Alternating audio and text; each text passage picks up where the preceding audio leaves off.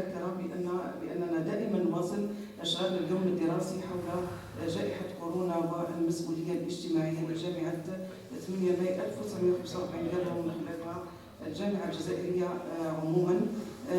بالنسبة للشق الثاني من المداخلات هو يعود إلى الأستاذ بن علي رشيد مختص في الأمراض الصدرية دائما من جامعة عنابة. مرحبا بك أستاذ. عنوان المحاضرة كوفيد-19 وباء صحة مجتمع ومسؤولية. تفضل أستاذي الكريم.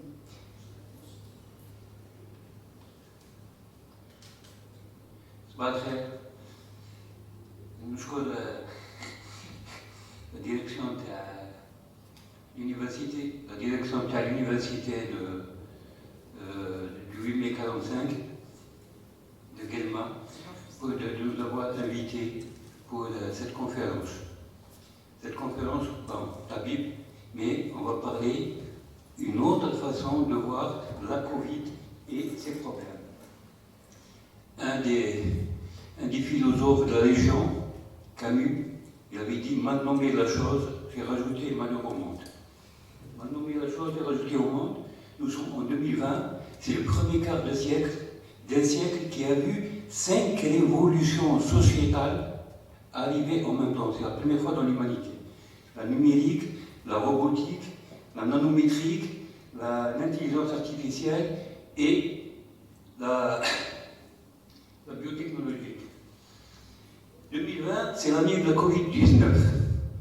L'année de la Covid-19, c'est une particule infectante, ce n'est même pas un être vivant, une particule importante porteuse d'un matériel génétique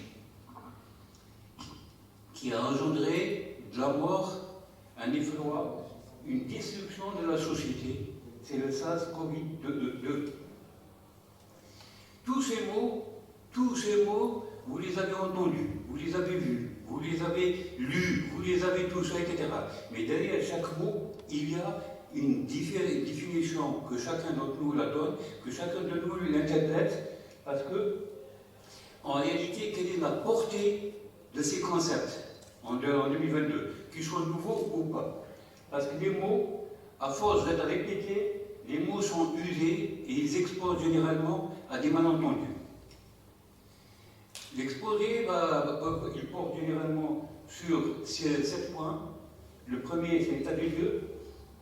Qu'est-ce qu'on sait réellement de la Covid-19? Qu'est-ce qu'on sait de la Covid-19? Il y a un élément, c'est les 10 énigmes. 10 énigmes. Donc, il est venu d'où? Comment il se transmet? Combien de temps dure l'immunité? Le SARS? Quel rôle jouent les enfants? Les animaux domestiques sont-ils contagieux? Comment l'épidémie va-t-elle s'arrêter? Tout ce questionnement, tout ce bouillonnement, depuis le premier jour jusqu'à maintenant, est toujours en continu. Et qu'est-ce qu'on voit? Bon, face à ce virus, bien entendu, la santé. Mais la santé, qu'est-ce que c'est? Mais la santé, qu'est-ce que c'est? D'abord, c'est un concept de l'OMS qui est déclaratif.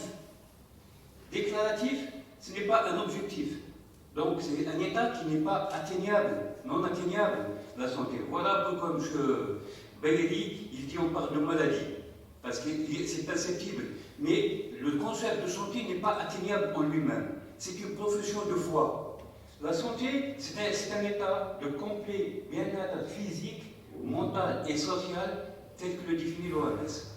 Le deuxième point, la santé est un droit fondamental. Lorsqu'on a élaboré la charte des droits de l'homme, on a mis la santé comme un droit fondamental, que tout être humain a le droit à la santé. Le troisième concept, qui est apparu dans les années 90, la santé est une capacité, un investissement, donc il y a une rentabilité. Et on arrive maintenant à une marchandisation de la santé. Comment promouvoir la santé? La santé est un processus politique global qui est avec des actions visant à renforcer les aptitudes et les capacités, des mesures à changer la santé sociale, environnementale et économique. Là, en jaune, vous avez les valeurs de la santé, la pertinence, l'équité, la qualité et l'efficience. À cette santé, quelles valeurs adopter pour l'organisation des services de soins? Il faut donner la priorité absolue à la première ligne, équipée. Deuxièmement, animée par une équipe multiprofessionnelle. Troisièmement, troisièmement, elle va constituer le véritable socle du système de santé. L'hôpital devenant l'aboutissement de la chaîne des soins, il n'emploie son point d'entrée principal. On ne peut pas emprisonner, on ne peut pas hospitaliser une épidémie. Quand on entend par société, c'est un milieu humain dans lequel quelqu'un vit. La Covid-19 fait appel à un effort de solidarité et d'altruisme que nous avons perdu un peu. Malheureusement, nous sommes dans une société de plus en plus individualiste et égoïste. Quel impact sur la pandémie a eu la pandémie sur la société? La pandémie voile l'horizon humain. Deuxièmement, elle occulte l'emprise de la domination de la nouvelle idéologie managériale et la conception technicienne. Troisièmement, le numérique et le virtuel qui s'imposent dans l'inconscient collectif. Par exemple, au niveau de l'université, la pandémie conforte et certifie l'usage des outils, supports technologiques, visant à concurrencer nos institutions de programme, la pédagogie présentielle, et elle deviendra l'élément central sur lequel s'articulera tout le métier d'enseigner et celui de la recherche scientifique. Une société souhaitée, non adaptée au sens naïf du terme. La crise, maintenant. La crise, c'est par son caractère inattendu que la crise Covid-19 est emblématique. Tocqueville, il avait dit « Le passé n'éclairant plus l'avenir, l'esprit marche dans les ténèbres ». La crise est un changement brutal dans l'état d'un malade, un coup de théâtre, une situation inattendue. C'est des moments où s'effacent toutes les idées faites. Et il faut innover. Et nous conduit à affronter l'essentiel du problème et à innover. Et la responsabilité, c'est quoi? Être responsable, c'est identifier le problème, savoir comment le résoudre et le résoudre. Voici la définition de quelqu'un qui est responsable. Sociétal, c'est lorsqu'on parle actuellement on parle de responsabilité sociale et sociétale des universités, des entreprises et des facultés de médecine et partout. Sociétal, concept touchant à la vie privée. Mais le social, il renvoie à l'approche collective. Responsabilité sociale émerge à travers les actions des citoyens et des organisations de la société civile visant à demander des comptes à l'État et aux acteurs chargés d'accomplir ces actions. Quelle démarche adopter en vue de la responsabilité? C'est un processus d'engagement constructif entre citoyens, une démarche éthique, un processus encadré par des normes internationales telles que les critères d'accréditation pour une faculté de médecine sont conception, production, utilisabilité. Quelle démarche adopter en vue de la responsabilité? On oppose généralement deux approches, deux attitudes éthiques. L'attitude conséquentialiste, c'est-à-dire elle calcule les conséquences de l'action, et l'attitude déontologique, la responsabilité d'une entité, d'une collectivité plus que d'un individu. Cette responsabilité a des conséquences socio-économiques et environnementales. Toujours, qu'est-ce que c'est la responsabilité sociale? Assumer une responsabilité sociale, c'est accepter un renversement du paradigme, le commandant dorénavant que la nature des prestations des acteurs de santé ne soit plus déterminée par leur seule référence catégorielle, mais également par une analyse objective et anticipée des besoins et des enjeux de la santé et de la société. Le concept humanité, du latin humanitas et humanitas, tout être doué de raison. L'humanité a plusieurs sens, et là j'ai pris des exemples de Nietzsche et Sartre. Quand on entend par fraternité et Covid, la fraternité, il y a des frères reliés par une cause, dans le sanskrit, dans la langue initiale de l'homme. La fraternité, lorsqu'on parle d'idéologie biologique, notamment on doit parler d'adelphos, parce que le delphus, c'est la matrice de la femme, le lien maternel, et les frères humains, c'est dans une communauté de pratiques.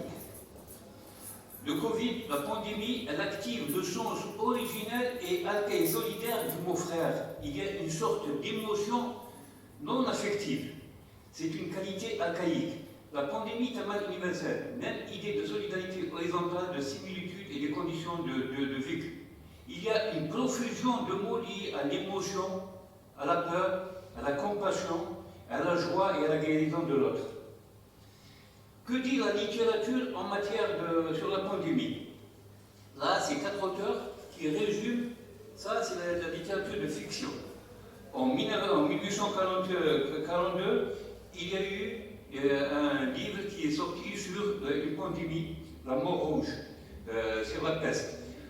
Jacques London, en 1912, a écrit un livre où l'histoire se déroulait en 2013, racontée par quelqu'un qui a survécu en 2073. C'est-à-dire que c'est des projections. Il y a Stephen King qui a écrit une épidémie ou un laboratoire qui est sorti d'un laboratoire de grippe, un virus de grippe qui est sorti d'un laboratoire américain et qui a fait des ravages aux États-Unis. Et la dernière, c'est l'épidémie du sida. Là, des auteurs qu'on ramène, par exemple Boccace, dans le XIIIe siècle, il parle de la contagion. La contagion, elle a un impact sur la vie sociale. À part de la contagion, on est espacé. Le deuxième élément, l'égoïsme de survie. Donc, lorsqu'on est dans une épidémie, il y a un égoïsme de survie. Et la peste tue le monde. Toutes les maladies, Montaigne, qui était maire de Bordeaux, il a eu une épidémie de peste, et toutes les maladies sont prises pour la peste. C'est ce qu'on est en train de voir, tous les morts ont dit Covid. La pandémie, elle amène la précarité, affecte le corps et l'esprit. Il y a des crises, guerres, pandémies, c'est des archaïsmes sociétals qui reviennent. Pour Camus, qui a écrit son livre La peste à Oran, la pandémie est un moment de rupture. C'est la menace pour nous, notre santé et rupture dans notre vie sociale. De l'humanité à l'humanité numérique. L'humanité numérique, c'est le digital humanity, en développement depuis les 20 dernières années. C'est un domaine très vaste, il y a l'interdisciplinarité, c'est une approche globale, transdisciplinaire. Elle permet de repenser le sens même de la recherche. Et par conséquent, l'ensemble des modèles de production et de circulation du savoir à l'époque de l'édition numérique. Concept humanité, dans 25 ans, quelles auront été les retombées de la pandémie actuelle? Il y a accélération de la disparition de l'ancien monde, précipitation à l'émergence d'un nouveau monde, installation mondiale des dispositifs de surveillance biologique, adoption par les décideurs politiques d'outils numériques. L'exception est désormais la norme. Et à mesure que l'exception s'installe, le malin bouge. Bon, puisqu'il est fini, on va limiter seulement.